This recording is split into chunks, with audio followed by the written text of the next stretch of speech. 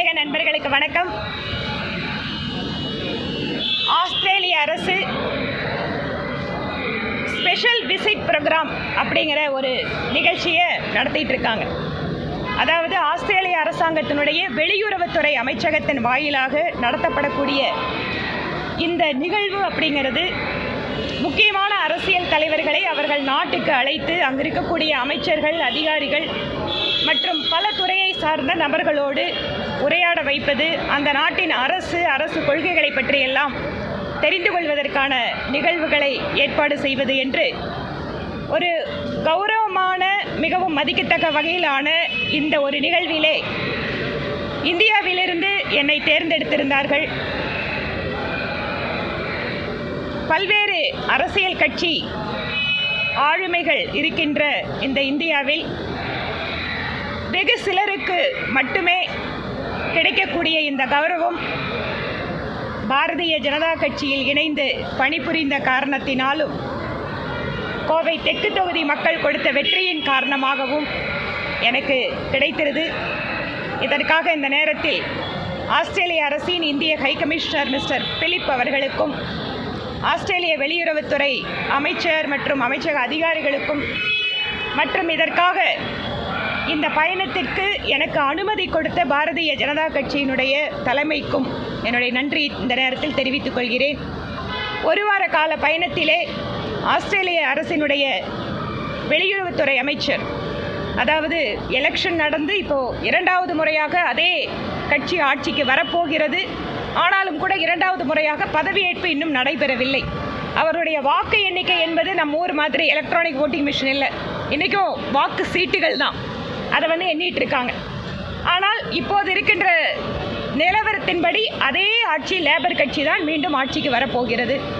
மற்றும் குறிப்பாக இந்திய பாகிஸ்தானுடைய அந்த தாக்குதல், ஆபரேஷன் சிந்தூர், இவற்றை பற்றி மற்றும் பெண்கள் தலைமைத்துவம், பெண்கள் எந்த அளவிற்கு அதிகமாக அரசாங்கத்தில் பங்களித்து கொண்டிருக்கிறார்கள் என்பது பற்றி அவர்களிடம் கேட்டறிந்தோம். அதே போல பிரதமர் நரேந்திர மோடி அவர்கள் இந்திய பெண்களுக்காக கொண்டு வந்திருக்கின்ற பல்வேறு நலத்திட்டங்களை பற்றியெல்லாம் அங்கு இருக்கக்கூடிய முக்கியமான அதிகாரிகளிடம், அமைச்சர்களிடம் பரிமாறிக்கொண்டோம்.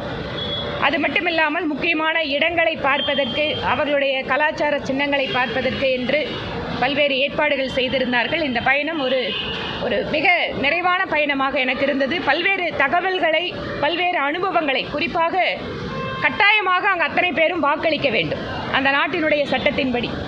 அதெல்லாம் ரொம்ப ஒரு மாதிரி எப்படி அந்த ஜனநாயகத்தில் அந்த கட்டாய வாக்களிப்பு எப்படி அவர்கள் நடைமுறைப்படுத்துகிறார்கள் அப்படிங்க தெரிஞ்சுக்கிறதுக்கும், ஒவ்வொரு அமைச்சகமும் ஜெண்டர் ஆடிட் அப்படின்னு ஒன்று வச்சுருக்காங்க. அதாவது பட்ஜெட் போடுறது முதல் கொண்டு ஒவ்வொரு அமைச்சகமும் தனியாக திட்டத்தை செயல்படுத்துகின்ற பொழுது பாலின சமத்துவம் அங்கு இருக்கிறதா, அது கடைபிடிக்கப்படுகிறதா, அதே போல குடும்ப வன்முறை, வேலை செய்யும் இடங்களில் பெண்களுக்கு ஏற்படக்கூடிய இடர்பாடுகள், டொமஸ்டிக் வயலன்ஸ் மற்றும் பப்ளிக் பிளேசஸ் வயலன்ஸ் என்று அவர்கள் தனித்தனியாக ஒவ்வொன்றுக்கும் ஒரு சிஸ்டம் வச்சுருக்காங்க. இதையெல்லாம் பல்வேறு புதிய விஷயங்களை தெரிந்து கொள்வதற்கு இந்த ஒரு வாய்ப்பாக இருந்தது. நம்முடைய கோவை மாவட்டத்திற்கு ஆஸ்திரேலிய ஹை கமிஷனர் அவர்களை அழைத்திருக்கிறேன். ஆஸ்திரேலிய இந்திய உறவுகளுடைய மேம்பாடு மற்றும் பல துறைகளில் 2 நாடுகளும் இணைந்து செயல்படக்கூடிய சாத்தியக்கூறுகளை பற்றியெல்லாம் கூட ஆலோசித்தோம். குறிப்பாக அவர்களை பொறுத்தவரை ஆஸ்திரேலிய நாட்டிலே இந்திய சமூகத்தை ஆஸ்பிரேஷனல் கம்யூனிட்டி அப்படின்னு சொல்கிறாங்க. அதாவது வேகமாக முன்னேற துடிக்கின்ற ஒரு சமூகமாக நம்முடைய இந்திய மக்கள் அங்கு பங்களித்து கொண்டிருக்கிறார்கள். அதிகமாக இந்திய மாணவர்கள் அங்கு படித்து கொண்டிருக்கிறார்கள். இதன் வாயிலாக ஸ்கில் டெவலப்மெண்ட் என்கின்ற சொல்லப்படுகின்ற நம்முடைய திறன் மேம்பாட்டு பயிற்சிக்கு இந்திய அரசாங்கத்தோடு கூடுதல் ஒத்துழைப்பும் உறவும் வரக்கூடிய காலத்தில் மேம்படும்.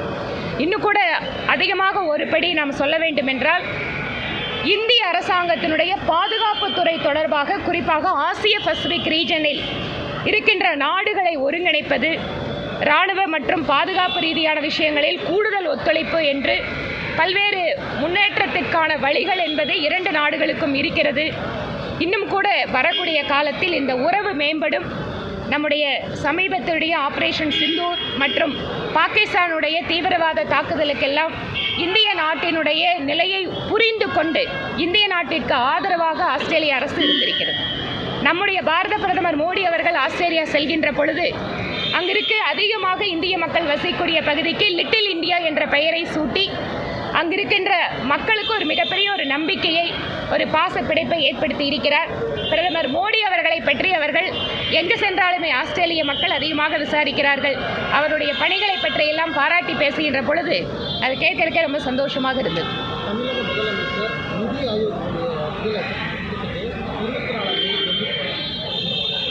நிதி ஆயோக் நிகழ்ச்சியை இதுவரை புறக்கணித்து வந்த தமிழக முதல்வர் இப்போது ஏன் செல்கிறார்?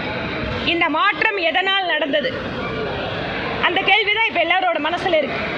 இத்தனை நாள் வரை மத்திய அரசு வஞ்சிக்கிறதுன்னு சொல்லிட்டு நிதி ஆயோக் மாதிரியான மிக முக்கியமான கூட்டம், ஏனென்றால் நிதி ஆயோக்கில் தான் ஒரு நாட்டில் பல்வேறு மாநிலங்கள் தங்களுக்கு என்ன வேண்டும் என்று கேட்கக்கூடிய இடம். எங்கள் மாநிலத்தில் எங்களுக்கு இது வேண்டும், இந்த திட்டம் வேண்டும், இத்தனை நிதி வேண்டும் என்றெல்லாம் விவாதிக்கக்கூடிய, நம்முடைய தமிழகத்தினுடைய கருத்துக்களை முன்வைக்க வேண்டிய இடத்திலெல்லாம் நம்முடைய முதல்வர் புறக்கணித்துவிட்டு இப்போது ஏன் செல்கிறார்? ஒன்று, அவர் ஒத்துக்கொள்ள வேண்டும், மத்திய அரசு கடந்த 4 வருடங்களாக தமிழகத்திற்கு எந்தவித பாரபட்சமும் இல்லாமல் நிதி கொடுத்திருக்கிறது. இல்லை என்றால் இவர்களுக்கு வேறு ஏதோ ஒரு தனிப்பட்ட காரணங்கள் இருக்க வேண்டும். இதைத்தான் பாரதிய ஜனதா கட்சி கேள்வி எழுப்புகிறது. நான் மீதி கேள்விகளுக்கு எல்லாத்துக்கும் மூவர்ண கொடி யாத்திரை மாவட்ட தலைவர் திரு ரமேஷ்குமார் அவர்கள் தலைமையில் 4:30 மணிக்கு கணபதியில் நடக்குது. அரசியல் கேள்விகள்லாம் அங்கே வாங்க, நாங்கள் பதில் சொல்றோம். யானை இறந்துட்டு 17ஆம் தேதி ஒரு பெண்ணையான மருத்துவமனை அதிகாரத்தில் சோமயம்பாளையம் ஊராட்சியில் குப்பை சாப்பிட்டு ஒரே பாலத்தில் 4 நாளாக அவங்க வந்து மருத்துவமனை அந்த குப்பை போடக்கூடாது வனப்பகுதியில் இருந்து அந்த பெண்ணையான இறந்து வயிறுக்குள்ளே பாலத்தில். இது முதல் முறை இல்லைங்க, இது பலவேறு முறை நான் இது தொடர்பாக சட்டப்பேரவையில் பேசியிருக்கேன். விலங்கு மனித மோதலுக்காக பல்வேறு முன்னெடுப்புகளை நாம் இன்றைக்கி ஏற்படுத்த வேண்டியிருக்குது. கடந்த சட்டமன்ற கூட்டத்தொடரில் கிட்டத்தட்ட 20 நிமிஷம் இந்த விலங்குகள், நம்ம குறிப்பாக நம்முடைய மேற்கு மலை தொடர்ச்சி பகுதி மாவட்டங்கள் இருக்கக்கூடிய பிரச்சனைகள் தான் பேசியிருக்கோம். அரசாங்கம் இது தொடர்பாக மக்களுக்கு விழிப்புணர்வு ஏற்படுத்துவதும், குறிப்பாக பிளாஸ்டிக் பொருட்களை வனவிலங்குகள் அதிகமாக இருக்கக்கூடிய இடத்தில் தடை செய்வதும், இது மக்கள் பங்களிப்பு இன்னும் கொஞ்சம் மேம்படுத்தணும். அரசாங்கமும் தீவிரமான கண்காணிப்பு கொண்டு வரணும்.